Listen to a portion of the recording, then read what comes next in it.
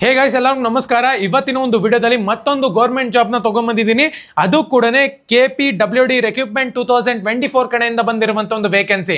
Education qualification ಏನಾಗಿರ್ಬೇಕಾಗುತ್ತೆ, ಯಾವ್ದಾದ್ರು vacancy, ಎಷ್ಟು salary ಕೊಡ್ತಾರೆ, ಪ್ರತಿಯೊಂದು ಇನ್ಫಾರ್ಮೇಶನ್ ಕೂಡ ತಿಳಿಸ್ಕೊಡ್ತೀನಿ. ಇನ್ನ ಚಾನಲ್ಗೆ ಸಬ್ಸ್ಕ್ರೈಬ್ ಮಾಡ್ಕೊಂಡಿಲ್ಲ ಅಂತ ಹೇಳಿದ್ರೆ ಸಬ್ಸ್ಕ್ರೈಬ್ ಮಾಡ್ಕೊಂಡು ಪಕ್ಕದಲ್ಲಿರುವಂತ ಒಂದು ಬೆಲ್ ಐಕಾನ್ ಕ್ಲಿಕ್ ಮಾಡೋದು ಮರಿಬೇಡಿ. ಸಬ್ಸ್ಕ್ರೈಬ್ ಮಾಡ್ಕೊಂಡ್ರೆ ಮಾತ್ರ ನಿಮ್ಗೆ ನೋಟಿಫಿಕೇಶನ್ ಬರುತ್ತೆ, ಅದಕ್ಕೋಸ್ಕರ ಸಬ್ಸ್ಕ್ರೈಬ್ ಮಾಡ್ಕೊಳ್ಳಿ. ಸೊ ಬನ್ನಿ ವಿಡಿಯೋನ ಸ್ಟಾರ್ಟ್ ಮಾಡೋಣ ಅಂತ.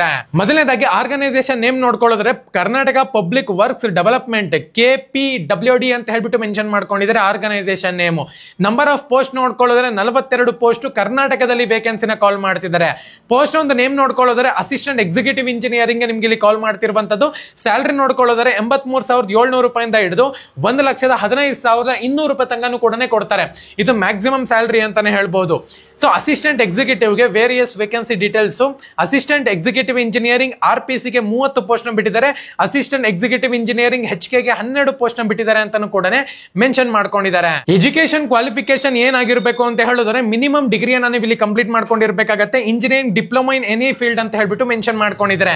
ಏಜ್ ಒಂದು ಲಿಮಿಟ್ ನೋಡ್ಕೊಳ್ಳೋದಾದ್ರೆ ಮಿನಿಮಮ್ ಏಜ್ ಬಂದ್ಬಿಟ್ಟು 21 ವರ್ಷ, ಮ್ಯಾಕ್ಸಿಮಮ್ ಏಜ್ ಬಂದ್ಬಿಟ್ಟು 35 ವರ್ಷದ ಒಳಗಡೆ ಇರಬೇಕು ಅಂತಾನು ಕೂಡ ಹೇಳಿದ್ದಾರೆ. ಏಜ್ ಒಂದು ರಿಲ್ಯಾಕ್ಸೇಷನ್ ನೋಡ್ಕೊಳ್ಳೋದಾದ್ರೆ SC ST CAT 1 ಕ್ಯಾಂಡಿಡೇಟ್ಸ್ಗೆ 5 ವರ್ಷ ಕೊಟ್ಟಿದ್ದಾರೆ.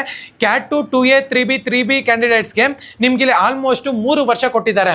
ಅಪ್ಲಿಕೇಶನ್ ಫೀಸ್ ನೋಡ್ಕೊಳ್ಳೋದ್ರೆ SC ST CAT 1 PWD ಕ್ಯಾಂಡಿಡೇಟ್ಸ್ಗೆ ಯಾವುದೇ ಒಂದು ಚಾರ್ಜಸ್ ಇರೋದಿಲ್ಲ. EX ಸರ್ವಿಸ್ ಮ್ಯಾನ್ ಕ್ಯಾಂಡಿಡೇಟ್ಸ್ಗೆ 50 ರೂಪಾಯಿ ಚಾರ್ಜ್ ಮಾಡ್ತಿದ್ದಾರೆ, ಅದು ಕೂಡ processing fees. CAT 2A 2B 3A 3B ಕ್ಯಾಂಡಿಡೇಟ್ಸ್ಗೆ 300 ರೂಪಾಯಿ ಚಾರ್ಜ್ ಮಾಡ್ತಿದ್ದಾರೆ. ಜನರಲ್ ಕ್ಯಾಂಡಿಡೇಟ್ಸ್ಗೆ 600 ರೂಪಾಯಿ ಚಾರ್ಜ್ ಮಾಡ್ತಿದ್ದಾರೆ. ಸೆಲೆಕ್ಷನ್ ಪ್ರೋಸೆಸ್ ಯಾವ ರೀತಿ ಇರುತ್ತೆ ಅಂತ ಹೇಳೋದಾದ್ರೆ ರಿಟರ್ನ್ ಎಕ್ಸಾಮ್ ಮತ್ತೆ ಪರ್ಸನಾಲಿಟಿ ಟೆಸ್ಟ್ ಇರುತ್ತೆ ಅಂತಾನು ಕೂಡ ಮೆನ್ಷನ್ ಮಾಡ್ಕೊಂಡಿದ್ದಾರೆ. ಇಂಪಾರ್ಟೆಂಟ್ ಡೇಟ್ಸ್ ಬಗ್ಗೆ ನೋಡ್ಕೊಳ್ಳೋದಾದ್ರೆ 3/10/2024 ಮುಂದಿನ ತಿಂಗಳು 3ನೇ ತಾರೀಕಿಂದ ಅಪ್ಲಿಕೇಶನ್ ಸ್ಟಾರ್ಟ್ ಆಗುತ್ತೆ. ಲಾಸ್ಟ್ ಡೇಟ್ ನೋಡ್ಕೊಳ್ಳೋದಾದ್ರೆ 4th of November ಅಂತ ಹೇಳ್ಬಿಟ್ಟು ಮೆನ್ಷನ್ ಮಾಡಿದ್ದಾರೆ. ಇನ್ನ 2 ತಿಂಗಳಿದೆ ಒಂದು ಅಪ್ಲಿಕೇಶನ್ ಕ್ಲೋಸ್ ಆಗಕ್ಕೆ. ಪ್ರತಿಯೊಬ್ಬರನ್ನು ಕೂಡ ಅಪ್ಲೈ ಮಾಡಿ. ಡಿಸ್ಕ್ರಿಪ್ಷನ್ ಅಲ್ಲಿ ನನ್ನ ಒಂದು ಟೆಲಿಗ್ರಾಮ್ ಚಾನಲ್ ಒಂದು ಲಿಂಕ್ ಇರುತ್ತೆ. ಪ್ರತಿಯೊಂದು ಅಪ್ಡೇಟ್ಸ್ ಕೂಡ ನಿಮ್ಗೆ ಅಲ್ಲೇ ಸಿಗುತ್ತೆ.